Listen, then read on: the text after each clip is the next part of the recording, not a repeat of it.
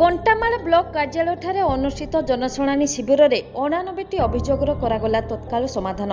कंटामाल अनुष्ठित जनशुणाणी शिविर में 89टी अभियोगर तत्काल समाधान कर 9 जन हिताधिकारी सहायता प्रदान कर।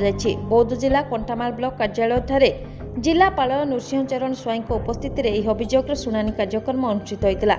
ଏହି ଶିବିରରେ ସମୁଦାୟ 131 ଗୋଟି ଆପତ୍ତି ଅଭିଯୋଗ ଆସିଥିବା ବେଳେ ସେଥି ମଧ୍ୟରୁ 124 ଗୋଟି ବ୍ୟକ୍ତିଗତ ମାମଲା ଓ 4 ଗୋଟି ବିଭିନ୍ନ ଗ୍ରାମର ସାମୂହିକ ମାମଲା ରହିଥିଲା।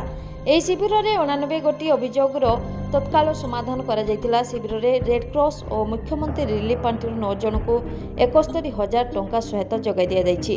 ଶିବିରରେ ଆରକ୍ଷୀ ଅଧୀକ୍ଷକ ରାଜପ୍ରସାଦ, जिला परिषद निर्वाही अधिकारी रवि नारायण त्रिपाठी, बीडीओ तहसीलदार समेत समस्त जिलास्तरीय अधिकारी माने उपस्थित थिले।